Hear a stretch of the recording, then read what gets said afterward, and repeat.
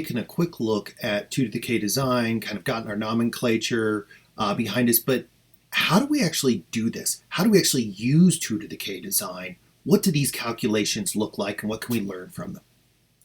Today, we're going to be looking at how to use 2 to the k design to calculate both the effects and the interaction effects of our levels. This is one area where we'll see the value that 2 level factors have for just making everything a lot simpler. So let's start off by drawing ourselves our little square. So now with our little square, we can see that, once again, here we're looking at the low level of A and low level of B, and this corresponds with this grid up here. And then what we're going to do is we're going to take some measurements here. We're going to take, say, let's make 2 replicates. So let's say at low, we take the measurements, and I don't know, we take some measurement, we get 10 units, 12 units. Let's say we're measuring the seconds to complete a lathe operation, or number of defects due to a surface finish, well, whatever it is. That means that down here at this level, we've measured 10 and we've measured 12. And similarly, let's say we, at the high level of A, let's say it's 11, 14. So we go here, 11, 14. Basically, this is our response variable. Say response.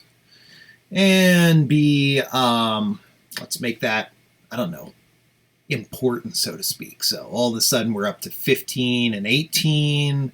That's what we're measuring up there. And then finally, we'll say 20 and 20.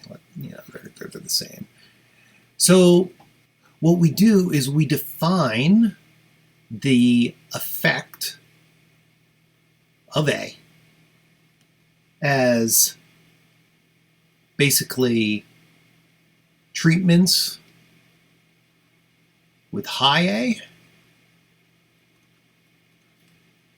minus treatments with low A. Treatment with low A. So that's the effect, the difference between the two. However, we have to divide it. There's some things going on here. First, we had 2 replicates. So that's we have to divide by the number of replicates. Second, notice how for A, there's 2 items we're looking at for the high level of A, and 2 items for the low level of A.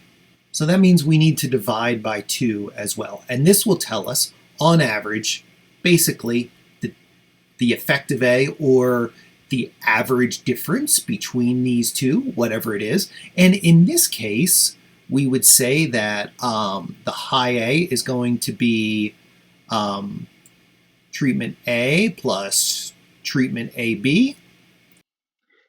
During editing, I realized that I don't clarify why I'm choosing treatment A and treatment AB for the high A treatment.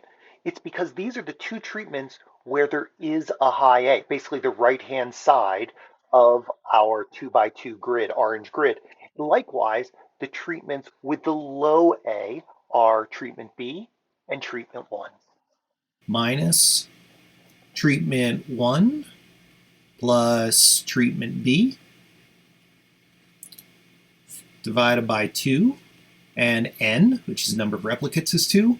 Or really what we're looking at is the treatment of A is 11 plus 14, and the treatment of AB is 20 plus 20, and we're going to subtract out 10 plus all the terms without A, and 15 plus 18. Hopefully you can see that on your screen, but that final one is 15 plus 18 over 4, and we can just run those numbers. And this tells us the total effect of A, which I think is 2.5. And similar, basically same idea for B, where you're looking at high B. But let's say we want to look at AB here.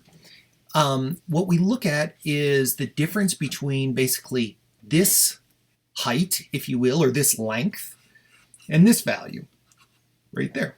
in a similar way that on A, you looked at this side versus these two versus these two.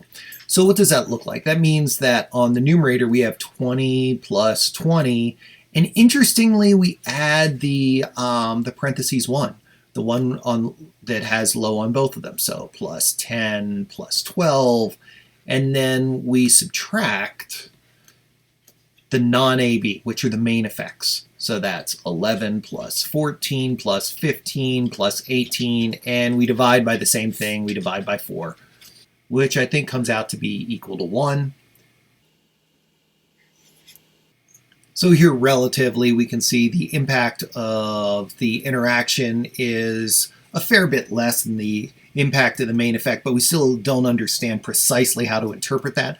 I will point out one thing, we use this a lot when we're taking the treatment of the high and the treatment minus the treatment of the low, and we call this a contrast. We'll look more in depth at how to calculate this and how to think of it more clearly, but this basic idea, like this is the contrast of AB and this one is the contrast of A, and we'll find that that's really valuable and powerful in 2 to the k to the sine.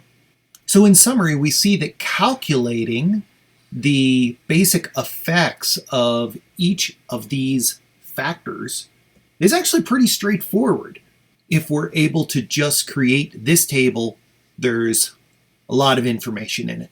So hopefully this has given you a basic idea of how to calculate the effects of your factors in a 2 to k design. I look forward to catching up and talking more about this on our next video.